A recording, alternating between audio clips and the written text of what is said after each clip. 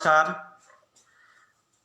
आज बहुत सारे मित्रों ने आग्रह किया कि शास्त्री जी आप लाइव आ जाओ।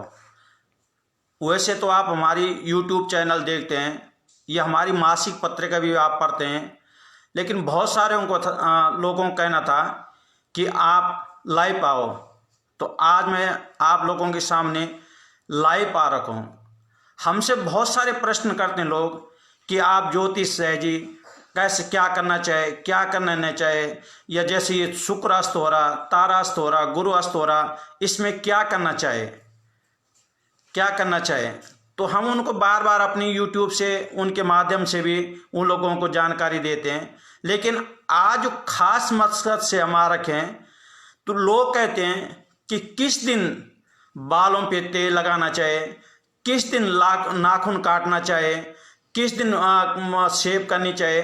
तो वैसे तो देखो शहरों में तो ऐसा होता है कि जो नौकरी है, नौकरी में तो आपको शेव बनानी पड़ेगी, तेल भी लगाना पड़ेगा, नाखून भी रखना पड़ेगा, जूता भी पहनना पड़ेगा, सब चीज़ होते हैं। लेकिन हो सकते हैं तो कब तेल लगाना चाहिए, कब तेल लगाना चाहिए, तो छोटी छोटी जानकारी मैं इस लाइव के आप लोगों को शेयर करना चाहता हूँ।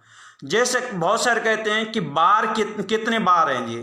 तो बार में जो ज्योतिष में कहते हैं आदिश चंद्रमा भौमम बुधश्चम बृहस्पति शुक्र शनिश्चरेश्चेते बासरो प्रकीर्तिता।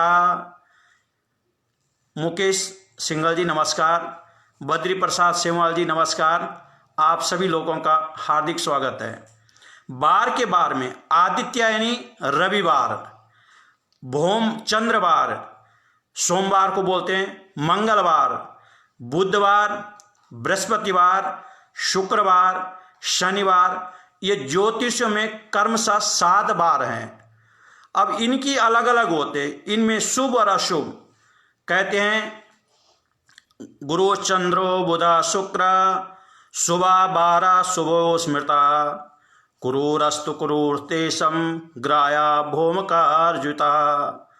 बुधवार, गुरुवार और शुक्रवार ये शुक्ल पक्ष में, और चंद्रमा शुभ दिन में, इनमें शुभ कार्य सिद्ध होते हैं। अगर कोई काम करना चाहे, विजय जी धन्यवाद आपके लिए भी, जयप्रकाश जी रथोड़ी जी, आपका भी, हरीश चंद जी चमोली गढ़वाल से बोल रहे हैं, इनका भी स्वागत है। आचार्य सुधीर पैनुली जी आपको भी नमस्कार। हम आपकी YouTube देखते रहते हैं, आपकी भागवत कथा, आपका सत्संग बहुत अच्छा लगता है।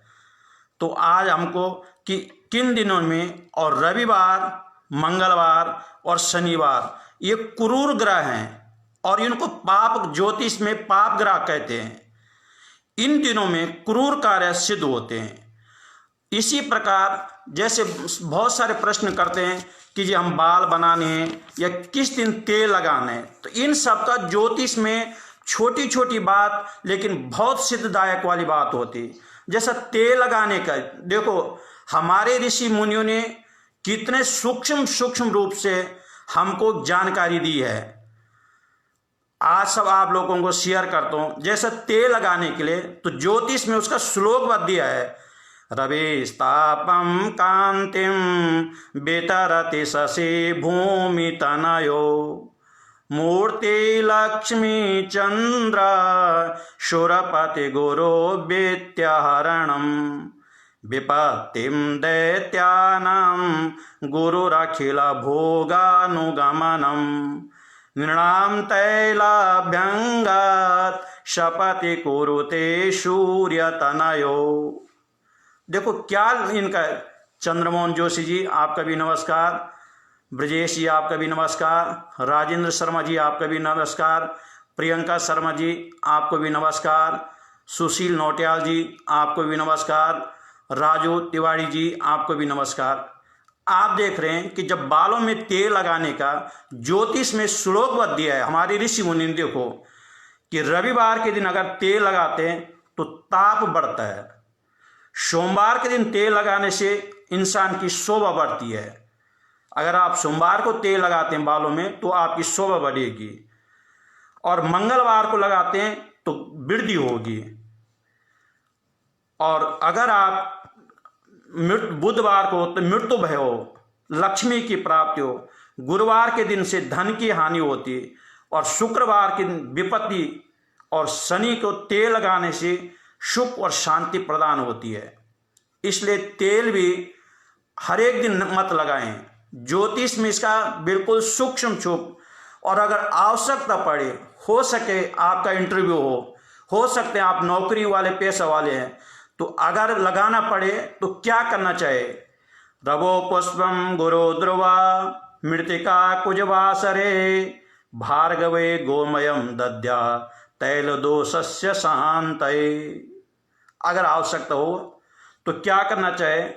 रविवार के दिन तो उस थोड़ा फूल में पहले तेल लगाएं, फिर अपने सिर पे तेल लगाएं, तो उससे जो दोष होता है वो समाप्त हो जाता है। गुरु के दिन जो दूर वाली घास हो तो उस पे पहले तेल लगाएं, फिर अपने सिर पे लगाएं। मंगल के दिन जो मिट्टी होती थोड़ा सा उसमें गिरा दें, फिर अपने सिर पे तेल लगाएं। और शुक्रवार के दिन जो गोबर है उसमें थोड़ा तेल लगा के फिर अपने शरीर पे लगाएं। फिर जो दोष होता है तेल लगाने का वो समाप्त हो जाएगा। देखो कितने हमारे जो ऋषि मुनि उन्होंने कितने सूक्ष्म रूप से हमको ज्योतिष गणना में दी। इसी प्रकार से कहते हैं कि क्या क्या होता है, जैसे अयन होते हैं, कितने अयन होते हैं। बहुत सारे बोलते हैं कि हाँ जी इस समय मृत्यु हो जाएगी, तो क्या इनकी होगी, या दक्षिणायन होता है, उत्तरायण होता है। बहुत सारे लोगों को पता नहीं है, लेकिन उसका भी रीजन है।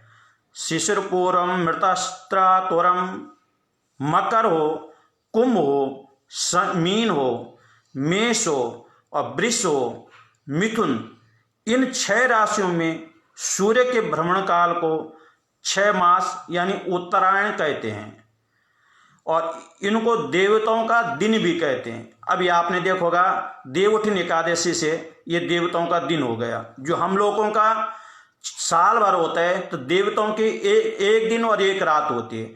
6 दिन जो हमारे 6 महीने होते हैं देवताओं की एक रात होती है, और जो हमारे 6 महीने उसमें होते हैं साल के, वो देवताओं के एक दिन रात होते हैं। और उसमें कर्क हो, सिंह हो, कन्या का सूर्य हो, तुला हो, वृश्चिक हो, धनु हो, ये 6 ऋतु होते।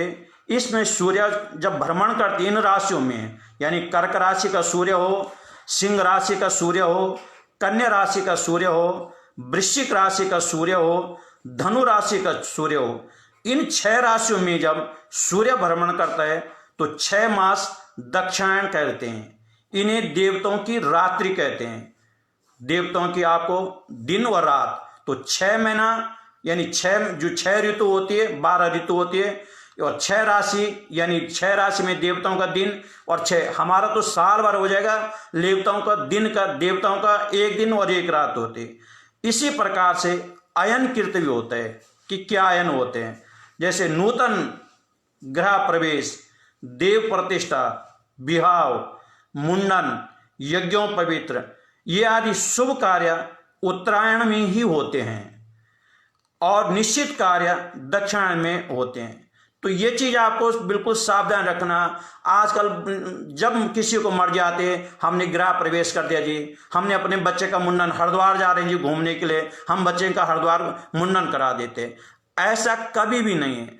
अपने किसी ज्योतिषी को, अपने किसी ब्राह्मण को, अपने किसी को जानकार को, जो ज्योतिष का ज्ञान रखता हो, जो ब्राह्मण हो, उनसे अवश्य, बहुत सारे विद्वान आचार्य हैं, बहुत सारे लोग रहते हैं, उनसे जरूर पूछें कि जी हमने हरिद्वार जा रहे हैं। ये नहीं कि हम हरिद्वार नहाने जा रहे हैं और हमको लगा जी अपने बच्चे का मुंडन वहीं करा देते हैं। हम मथुरा वृंदावन जा रहे हैं, कह रहे हैं जी हम वहाँ अपने पिंडदान करें। ऐसे नहीं होता। हर एक चीज का समय होता है।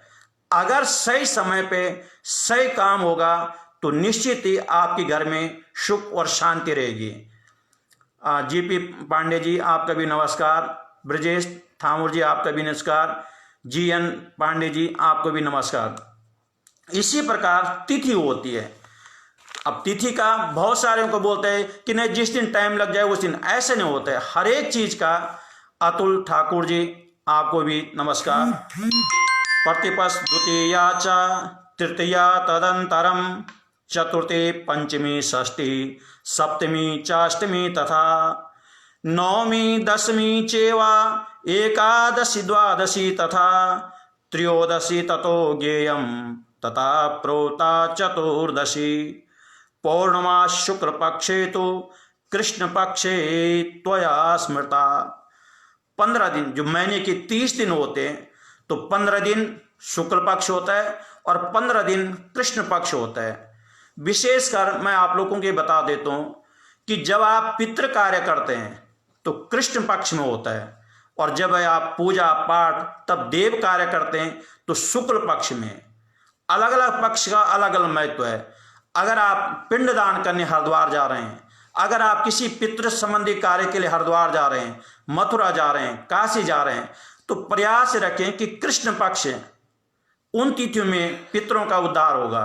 और अगर आप शुभ कार्य यानी पूजा पाठ अपनी देवताओं का प्रसन्न के लिए या अपनी कार्य सिद्धि के लिए तो शुक्ल पक्ष में करें।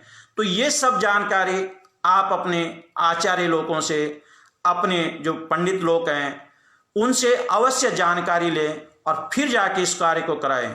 कहीं ये ना हो कि आप पूजा तो कर रहे हैं, पाठ कर रहे हैं, लेकिन तिथियों का आपको ध्यान नहीं है। इसमें कौन सी होती है?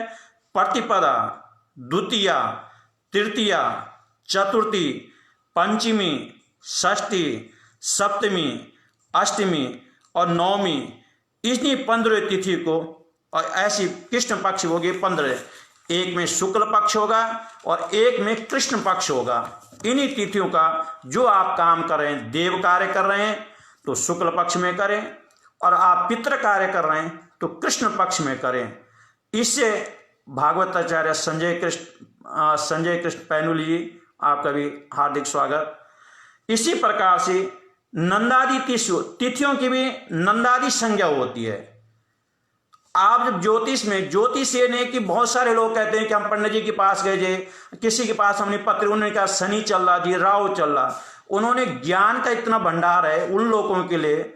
आप बहुत सारे हमारे पास भी आते हैं कि मंदिर में हम जाते हैं, बड़े बड़े ज्योतिषियों में पा जाते हैं, सब बोलते हैं शनि चल रहा, राहु चल रहा। ऐसा नहीं है। उन्होंने सब चीज़ों को बारीकी से पढ़ा और बारीकी से उस चीज़ का ज्ञान रखे, फिर जाके आपकी जो दशा होती है उसके हिसाब से आपको बताते हैं। या जैसे पूजा पाठ आप जो करते हैं या कोई ज्ञान लेते हैं तो उसके हिसाब से वो लोग सब उसको देख करके तब बताते हैं आपको। या तिथियों की, जैसे नंदा तिथि हो गई, आपकी भद्रा हो गई, आपकी जया हो गई, आपकी रिक्ता हो गई, आपकी पूर्णा हो गई। इस प्रकार से शुक्ल प्रतिपदा के 3 प्रयास करने पर कर्म से नंदा, भद्रा, जया, रिक्ता और पूर्णा, इन 15 तिथियों की संख्या, और ये शुक्ल पक्ष से कनिष्ठा, मध्या, इष्ट फल देने वाले होते, और कृष्ण पक्ष के उत्तम, मध्यम तथा हीन फल देने वाले होते। इस प्रकार से जब आप कोई काम कराते हैं तो ये सब आपके मूर्त प्रकरण में देखा जाता है। आप भूमि का पूजन कर रहे हैं, ग्रह निर्माण कर रहे हैं, आप कोई नदी, तालाब, कूप इत्यादि बना रहे हैं, नए ग्रह प्रवेश कर रहे हैं, तो ये सब ज्योतिषी लोग, ये सब ब्राह्मण लोग, ये सब आचार्य लोग, ये सब की जानकारी करके तब आपको ये तिथि बार बताते हैं। इसी प्रकार से सिद्ध योग भी होते हैं। सिद्ध योग में शुक्रे नंदम बुधे भद्रा जया तिथि जंदने सनो रिक्तम गुरु पूर्णा सिद्धि योगा प्रकीर्तिता। कभी कभी ऐसे होता है, जैसे कि इस समय आपका बसंत पंचमी है। आपको बता दें अपने दर्शकों के लिए कि बसंत पंचमी, मकर संक्रांति, आपका अक्षय तृतीया, भडेला नवमी, नवमी दशमी, देवउठनी एकादशी, इन सब में इनको अशुभ साय भी कहते हैं या सिद्ध मुहूर्त भी कहते हैं। इनमें शादी ब्याह गृह प्रवेश सब कर सकते हैं। लेकिन इस साल आपको ये बता दूं कि जैसे इस साल बसंत पंचमी है, तो बसंत पंचमी हमारी 16 फरवरी 2021 को आ रहे हैं, और उसी दिन प्रातःकाल सुबह ही गुरु अस्त हो जाएगा। अब बहुत सारे लोग हमको प्रश्न कर रहे हैं कि क्या गुरु अस्त में शादी हो सकती है, शुक्र अस्त में शादी हो सकती है, और शादी के लिए ये चीज दिखे जाते हैं। दिनेश चंद्र जी डोबरियाल जी हरिद्वार से, इनका भी बहुत बहुत स्वागत है। ये हरिद्वार हमारे परम मित्र हैं, हरिद्वार में रहते हैं दिनेश चंद्र डोबरियाल जी। तो इस समय लोग कहते हैं, बहुत सारे को हम पे फोन आ रहे हैं, बहुत सारे क्वेश्चन करें कि क्या हम बसंत पंचमी वाले दिन से शादी कर सकते हैं। तो मैं अपने दर्शकों को ये बता दें कि कुछ चीज़ ऐसे होते हमारी ऋषि मुनि ने ऐसे बना रखा है कि इनमें शादी का, जैसा आपको होता है कि बसंत पंचमी हो गए, मकर संक्रांति हो गए, फुलेरिया दूज हो गए, अक्षय तृतीया हो गए, नौमी दशमी हो गए, देवउठनी, इस दिन ये पर्व वाले दिन माने जाते हैं। लेकिन इस साल आपको आश्चर्य होगा कि 16 फरवरी को ही बसंत पंचमी है और उसी दिन शुक्रास्त हो रहा सुबह के टाइम पे। तो ये दुविधा है कि करें कि न करें। तो मैं अपने दर्शकों को ये बता दूं कि अवश्य बसंत पंचमी वाले दिन आप शादी अवश्य करें।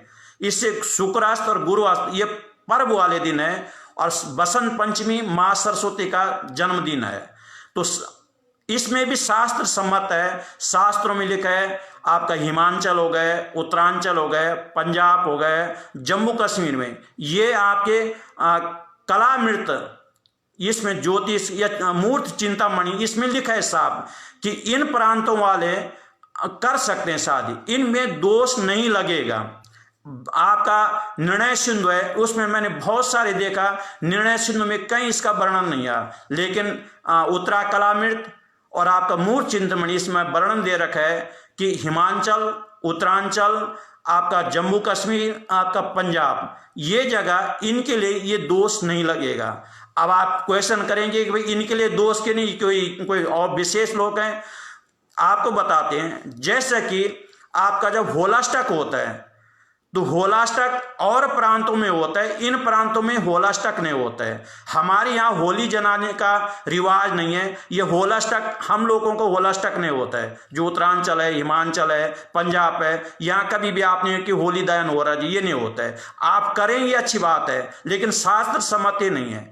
तो इसी प्रकार जो तारा डूब रहा, ये जो आपका तारा डूब जाएगा, लेकिन बसंत पंचमी है तो पर्व वाले दिन है, अवश्य आप अपने बच्चों का शादी ब्याह करें। वैसा ही साल जनवरी आपका 11 दिसंबर से लेकर कोई शादी का मुहूर्त नहीं है, न तो जनवरी में, न फरवरी में, न मार्च में, अप्रैल में होगा। लेकिन जो हम ऋषि मुनि के जो अक्षय तृतीया, नौमी दशमी, बसंत पंचमी, मकर संक्रांति, उस दिन शादी के दिन है, तो इसमें तारा डूबने का कोई दोष नहीं। जबकि शास्त्र, ज्योतिष शास्त्र में लिखा है कि अगर गुरुवास्त है तो लड़के के लिए 10 बल मिलते हैं। जब आप मिलान करते हैं, पत्रिका मिलान करते हैं, तो 10 बल मिलते हैं गुरु बल में। तो अगर गुरुवास्त है तो लड़के के लिए हानिकारक होता है, लड़के की मृत्यु लिखा है, ये लिखा है। आप मूर्त चिंतामणि पढ़ेंगे या कला मृत्यु वाली किताब पढ़ेंगे तो उसमें लिखा है। और अगर शुक्रास्त हो तो लड़की की मृत्यु लिखा है उसमें। लेकिन आपको बताया कि ये सिद्ध मुहूर्त है, तो इसमें कोई दोष नहीं है। आप बसंत पंचमी वाले दिन भी शादी कर सकते हैं, ये उत्तर कला नृत्य में लिखा है। इसी प्रकार ये सब हमारी जो छोटी छोटी ज्ञान है, ये आप अपने आचार्यों से, आप गुरुजनों से, आपके ज्योतिषचार्यों से ये अवश्य पूछें। और ये सब हम ये जानकारी अपने YouTube चैनल में भी देते हैं, ज्योतिष दीपमाला में आप लाइक कर सकते हैं।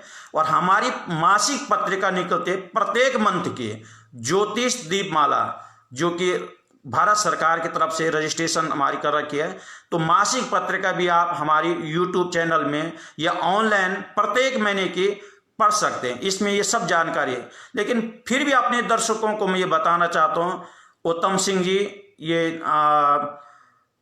हरिद्वार से, रायवाला से, नमस्कार, आपका भी नमस्कार है।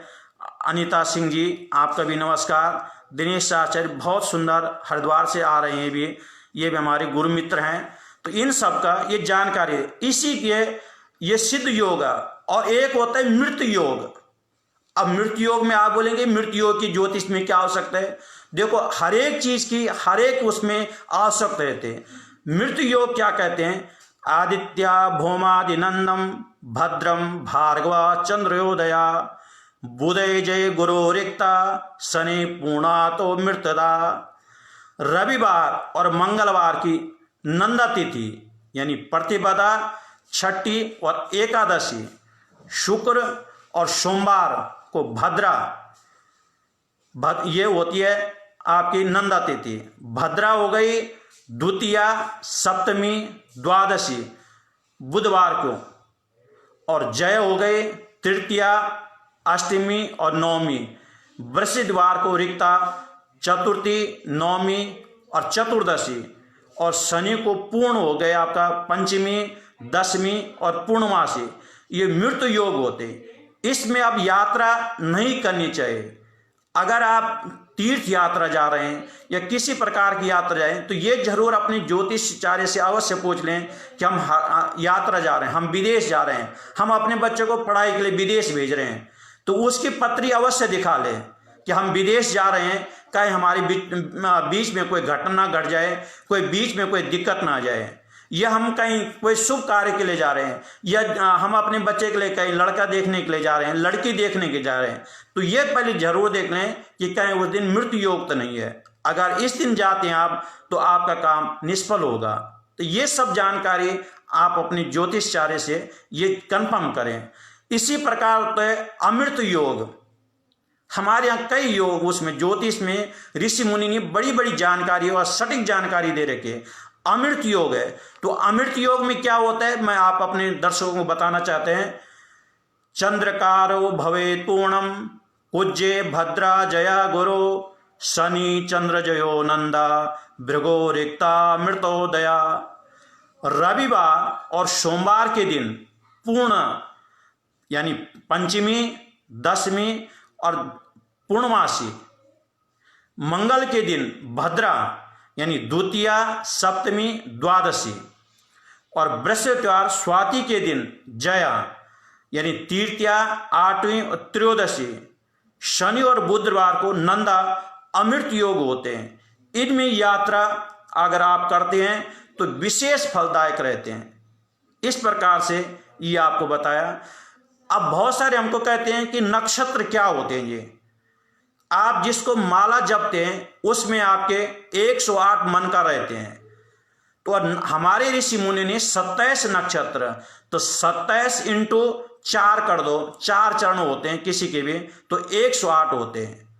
तो हमारे ऋषि मुनि को ऐसे नहीं थे, उन्होंने बिल्कुल सटीक जानकारी देके। तो नक्षत्र बहुत सारे बोलते हैं कि आपका गंडमूल नक्षत्र हो गए जी, अरे आपका बच्चे का जन्म हो गया तो मूलों का जन्म हो गया। या बहुत सारे बोलते हैं कि पंचा को लग गए जी, तो उस दिन लोग बोलते हैं पंचा क्या होता है, अरे अगर किसी की मृत्यु हो गए तो 5 पुतले जलाने पड़ेंगे, नहीं तो 5 आदमी की उस परिवार में मृत्यु हो जाएगी। या किसी का उसमें कोई या भद्रा हो रही है, कोई आपका किसी प्रकार अलग गंडमूल हो गया है, ये सब चीज ये नक्षत्रों में आते हैं। तो 27 नक्षत्र है। तो मैं अपने दर्शकों को ये नक्षत्र अवश्य आप लोग भी, चाहे यूट्यूब से हो चाहे अखबारों में आते हैं, आजकल बहुत सारे ऐसे आते हैं, इनको जो हिंदू लोग हैं कम से कम वो तो अपने बच्चों को हमारी नक्षत्र हैं, हमारी बार हैं, हमारी तिथि है, इनको अपने बच्चों को अवश्य सिखाएं। अन्य धर्म के ये हमारी देश की बड़ी विडंबना है कि हम अपने बच्चों को कभी भी अपनी संस्कृति के बारे में चर्चा नहीं करेंगे अपने घर में, और चीज की चर्चा कर देंगे लेकिन अपने धर्म ग्रंथों की चर्चा नहीं करेंगे। और जबकि और लोगों को देखे, हमारे पास बहुत सारे ऐसे मुस्लिम वर्ग के भी आते हैं, क्रिश्चियन वर्ग के भी आते हैं, सिख वर्ग के भी आते हैं, वो अपने घर में कहते हैं कि चलो आप गुरुद्वारे चलते हैं जी, अपने बच्चों को लेते हैं, चलो आप आज बाइबल पढ़ने के लिए चर्च चलते हैं जी। मुस्लिम कहते हैं कि चलो जी नमाज पढ़ने के लिए। लेकिन एक हिंदू ही ऐसा व्यक्ति है कि जो अपने बच्चे को मंदिर में जाने के लिए हमेशा मना करे। बोलेगा क्या करेगा मंदिर में? अरे जब अपने बच्चों को आप संस्कार नहीं दे रहे हैं तो फिर वो बच्चा कैसे संस्कार सीखेगा? इसलिए अपने घर में रामायण, महाभारत, गीता, ये और जो धार्मिक ग्रंथ अपने बच्चों के सामने अगर नहीं पढ़ा सकते हैं तो सुबह सुबह गायत्री मंत्र अपने बच्चों को अवश्य पढ़ाएं, रामायण के श्लोक पढ़ाएं, हनुमान चालीसा पढ़ाएं, ताकि आपके बच्चों का संस्कार होगा और आगे जाकर वही संस्कार आपके काम आएंगे। हिंदुस्तान में हम बहुत सारे देश गए, अपने बच्चों को बहुत माँ बाप है चाहते हैं कि हमारे बच्चे हमारे साथ हैं, लेकिन हिंदुस्तान में ऐसी विडंबन है, हम अपने बच्चों को हॉस्टल भेज देते हैं, अपने बच्चों को पढ़ाई के लिए विदेश। ठीक है आप विदेश भेजें, लेकिन ये ना हो कि वो हमसे दूर चले जाएं, उनसे टच में। बहुत सारे ऐसे जो उच्च परिवार के घर में रहते हैं, हम देखते हैं कि अपने बच्चे को तो हॉस्टल में कर दे, अपने घर में कुत्ता रखा है। हमारा कुत्ता बिल्ली पालने से कोई इनकार नहीं, आप रखो, लेकिन अगर अपने बच्चों से आपको प्यार नहीं है, अपने बच्चों का आप संस्कार नहीं है, तो ना आपका कुत्ता संस्कार देगा, ना आपकी बिल्ली संस्कार देगी। इसलिए अपने बच्चों को अवश्य ही गीता, रामायण, महाभारत, गायत्री मंत्र, हनुमान चालीसा ये अवश्य पढ़ाएं। तो इसी में ज्योतिष भी है कि जो थोड़ा से जो ब्राह्मण वर्ग कम से कम वो अपने बच्चों को तिथि, वार, नक्षत्र इनकी जानकारी अवश्य। नरोत्तम शास्त्री जी ये आपके लुधियाना से बोले, नमस्कार जी। नरोत्तम शास्त्री जी लुधियाना से हैं, नमस्कार। इसी प्रकार 27 नक्षत्र है, तो हमारे ऋषि मुनि ने श्लोकबद्ध किया।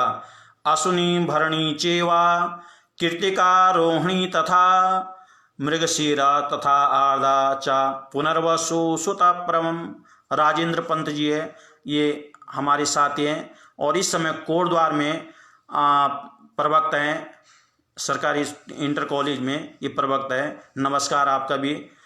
इसी प्रकार अश्विनी नक्षत्र हो गए, भरणी नक्षत्र हो गए, कृतिका नक्षत्र हो गए, रोहिणी नक्षत्र हो गए, मृगशीरा नक्षत्र हो गए, आर्द्रा नक्षत्र हो गया, पुनर्वसु नक्षत्र हो गया, अश्लेषा नक्षत्र हो गया, मगा नक्षत्र हो गया, पूर्व फाल्गुनी नक्षत्र हो गया, उत्तर फाल्गुनी नक्षत्र हो गया, हस्ता नक्षत्र हो गया, चित्रा हो गया, स्वाति हो गया, विशाखा, अनुराधा, ज्येष्ठा, मूल, पूर्वाषाढ़ नक्षत्र, उत्तराषाढ़ नक्षत्र, अभिजित नक्षत्र, श्रवणा नक्षत्र, धनिष्ठा नक्षत्र, शतविषा नक्षत्र, पूर्व भाद्रपदा नक्षत्र, उत्तर भाद्रपदा नक्षत्र और रेवती, ये हमारे 28 नक्षत्र हो गए। और इनमें 27 नक्षत्र के नाम आया है। अभिजित नक्षत्र अलग है, 27 नक्षत्र। तो इनमें इनका कारण यह है कि उत्तरा भाद्रपद पक्ष का अंतिम चरण जो उसमें जो कहते हैं कि अलग अलग नक्षत्रों का भी आपको ये होगा जी कि आपने तो 28 नक्षत्र गिने और 27 नक्षत्र गिनते। तो उत्तराभाद्र का जो वो चतुर्थ अंश और श्रवण का प्रथम पंचम अंश मिलाकर अभिजित का मान होता है, तो इसलिए अभिजित की गणना अलग नहीं होती है। तो इस प्रकार अपने बच्चों को इसी में, अब जब आपके घर में किसी बच्चे का जन्म हो गया तो आपको नक्षत्र माल अश्विनी भरणी ये मालूम होगा, तो आप देख लेंगे आपके नक्षत्र कहीं आपका बच्चा गंडमूल का तो नहीं हुआ, खुदा ना खास्ता कोई घटना घट गई तो आप ये देख लेंगे कि कोई हम पंचक में तो किसी का नहीं हुआ, ये यात्रा करनी, ये सब ये नक्षत्र ये काम आएंगे। आके पैनुली ये स्विट्जरलैंड इंग्लैंड से आपका भी बहुत बहुत हार्दिक शुभकामनाएं। ये विदेश से हैं, आपका शशि बालाजी आपका भी हार्दिक शुभकामनाएं। आप भी हमारे इस लाइव देख रहे हैं। सभी लोगों को मैं बार बार नियम प्रार्थना करूंगा कि अपने बच्चों को, क्योंकि आने वाला समय बड़ा विडंबना वाला शरीर है, संस्कारहीन हो रहे हैं। आप महाभारत देखो और जी देखो, अभिमन्यु ने माँ के गर्भ से ही कथा सुन ली थी चक्रव्यूह तोड़ने के, और आजकल हमारी माता बहनें कानों में लीड लगा रही हैं और गाने सुन रही हैं। जो आप देख ही रहे हैं कि मुन्नी बदनाम हो गए, तो जब बच्चे का वो मुन्नी बदनाम वाला गाना सुनेगा तो वो जब उसका जन्म होगा तो वो तो बदनाम ही होगा। शीला जवान हो गए तो बाद में बलात्कार, रेप केस, तो ये बच्चे के संस्कार होंगे। इसलिए अपने बच्चों को शाम सुबह अवश्य हनुमान चालीसा या ज्योतिष शास्त्र ज्ञान अवश्य दिला दें। ये कोई धन कमाने वाली विद्या नहीं है, अपने ज्ञान अर्जन वाली विद्या है। हमारे ऋषि मुनि ने कोई इसको बेका नहीं है, लेकिन जितना ज्ञान हो जाए इससे आपको सही जानकारी हो जाए। इसलिए अपने बच्चों को आचार्य जीत राम नोटियाल जी आपका भी हार्दिक शुभकामनाएं। सब लोगों का हम आपको बार बार कहें। इसी प्रकार की जो 27 नक्षत्र हुए, तो संहित ग्रंथ जो संहिता ग्रंथ है, इनमें नक्षत्रों का अलग अलग भोग बताए गए हैं। इसमें सब नक्षत्रों का भोग का योग ग्रह चक्र में 21,600 घटाकर शेष अभिजित का भोग मान बताया गया है। इसी प्रकार नक्षत्रों के देवता होते हैं। आप किसी भी कोई भी आप पूजा करते हैं, कोई भी पाठ करते हैं, तो उसमें लिखा अस्या श्री प्रथम चरस्या, यानी हम प्रथम चरित का इसका विनियोग होता है, ध्यान होता है, ऋषि होता है, न्यास होता है। अगर जब आप अपने घर में नवरात्रि के टाइम पे दुर्गा सप्तशती का पाठ कराते हैं, तो जो भी आचार्य, जो भी ब्राह्मण, जो भी विप्र आपके घर में आते हैं, दुर्गा सप्तशती पढ़ते हैं, वो पंचपात्र एक होता है, उसमें पानी भर करके और आचमनी गिलास में लेके प्रथम अध्याय जो भी जिस अध्याय करते हैं तो विनियोग डालते हैं। तो इन सब का महत्व है। दुर्गा सप्तशती, बहुत सारे लोग क्वेश्चन करते हैं कि जी इसमें तो अग्नि का मंत्र लिखा है, इसमें तो आपका वर्षा का मंत्र लिखा है, इसमें ये चीज होता है, और सात्विक पहले सतयुग में ऐसे होता है, आज भी है। जैसे दुर्गा सप्तशती जी को मार्कंडेय ऋषि का श्राप है कि कलयुग में ये मंत्र अप्रत्यक्ष काम, प्रत्यक्ष ने अप्रत्यक्ष काम करेंगे। तो इसी प्रकार ज्योतिष शास्त्र में जो हमारे आचार्य ज्योतिष से भृगु ऋषि जी हो गए, बारामीर हो गया, बहुत सारे ऐसे वो चीज है, तो उन्होंने नक्षत्र उनके देवता बताए हैं कि किस नक्षत्र का कौन सा देवता है। ये जानकारी आपको हम अपने लाइव अपने ज्योतिष माला परिवार की ओर से आपको अवगत कराते हैं। अश्विनी वंदको बन्नी ततो धाता निशाकरा रुद्रो आदित्य गुरु सर्पम पितरो भगये चा। इस श्लोक में दे रखे हैं। इसका हिंदी, अश्विनी का स्वामी अश्विनी कुमार जो देवताओं का वैद्य है। जैसे आज के डेट में आप बोलते हैं कि हम आयुर्वेद वाले के पास जाते हैं, हम डॉक्टर के पास जाते हैं, जो देवताओं का डॉक्टर है वो अश्विनी कुमार है। आपका भरणी नक्षत्र का यम, जिसको यमराज भी कहते हैं, मृत्यु के कारक भी कहते हैं, कृतिका नक्षत्र अग्नि, इनका देवता अग्नि हो गए।